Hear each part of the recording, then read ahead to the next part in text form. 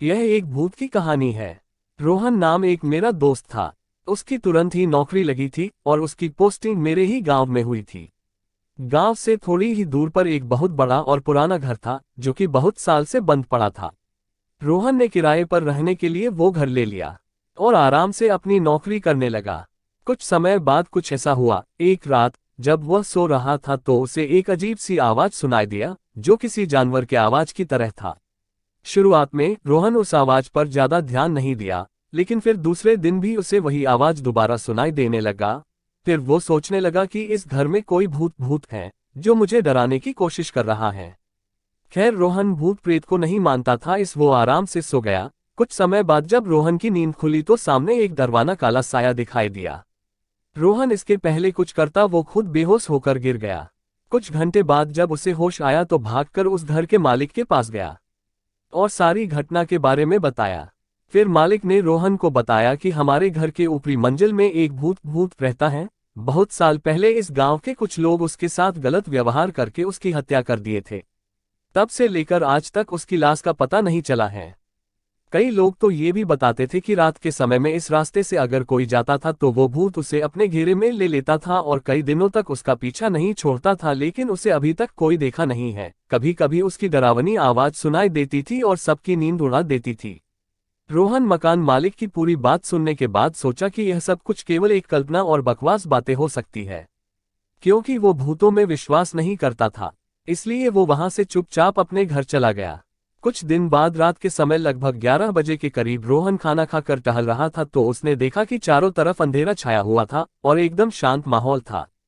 फिर उसकी नज़र दीवार पर गई और देखा कि घर के सारे दीवारों दरवाजों पर जानवरों की तरह कुछ निशानें बनी हुई थीं और बहुत से वस्तुओं को बिना किसी वजह के ही अलग अलग जगहों पर रख दिया गया था। इससे पहले उसने वहां कुछ भी ऐसा नहीं देखा था। फिर एक रात कुछ ऐसा हुआ कि उसकी रूह कांप गई। रोहन अपने घर में अकेले सो रहा था, तब उसे एक डरावनी सी आवाज सुनाई दिया। रोहन नींद से उठ गया और इधर उधर देखने लगा कि कौन है जो इतनी डरावनी आवाज निकाल रहा है, लेकिन कहीं से भी कोई दिखाई नहीं दिया और थोड़ी ही देर में वो आवाज बार बार सुनाई देने लगी। जल्दी से रोहन अपने कमरे की लाइट जलाया तो देखा कि एक बहुत ही भयानक और डरावनी दृश्य उसके सामने खड़ा है और उसे घूर रहा है। अब रोहन डर के मारे थर थर कांपने लगा और उसकी आवाज भी नहीं निकलना बंद हो गया था। फिर उसने मन में ही सोचा कि मैं अपने सपनों में भी नहीं सोच सकता था कि मेरे साथ कभी भी कुछ ऐसा होगा। हे भगवान, अब आप ही मेरी कुछ मदद करिए। उसने देखा कि कमरे के बीच में एक आदमी खड़ा था जिसका शरीर काफी लंबा और डरावना था। दूध की तरह उजले और लहराते बाल थे और दोनों आंखें खून से लथपथ थी। वह भूत को डरावने रूप में अचानक अपने सामने देखकर उसकी हालत खराब हो गई थी। रोहन ऐसा भयानक और डरावना भूत अपने जिंदगी में कभी पहले नहीं देखा था। जैसे तैसे करके वह उस घर से भागा। यह एक भूत की कहानी है। खैर उस घर से निकलने के बाद उसे ऐसा लगने लगा था कि वह सारी रात उस घर में वो अकेले नहीं था, उसके साथ शायद कोई भूत था। उसने बार बार पीछे मुड़कर देखा लेकिन कुछ नहीं था। लेकिन कुछ देर बाद फिर से सोचने लगा, कहीं ये मेरा भ्रम तो नहीं है, और उसके दिमाग में भूतों और अद्भुत चीजों की तस्वीरें आने लगी। सच्चाई जानने के लिए उसने दोबारा उस कमरे में जाने का फैसला किया, लेकिन इस बार उसने अपनी दोस्त को साथ लेकर गया। दोनों फिर से उस घर में पहुंचे और उन्होंने कमरे की लाइट चालू कर दी।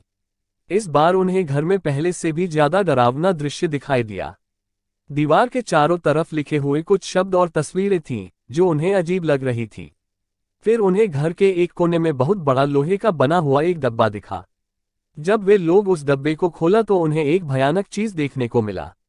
उस डब्बे में एक आदमी का लाश पड़ा हुआ था जिसका सिर अलग हो गया था। वो दोनों उस लाश को देखकर पहले से और ज्यादा डर गए और उसे वहीं छोड़ दिया और उस घर से निकलकर भागने लगे। लाइक करें और मेरे चैनल को लाल बटन दबाकर सब्सक्राइब करें। हमारा एक टेलीग्राम चैनल भी है, इसको आप ज्वाइन करें। यहाँ आपको अमेज़न और फ्लिपकार्ट के प्रोडक्ट ऑफर में मिलेंगे।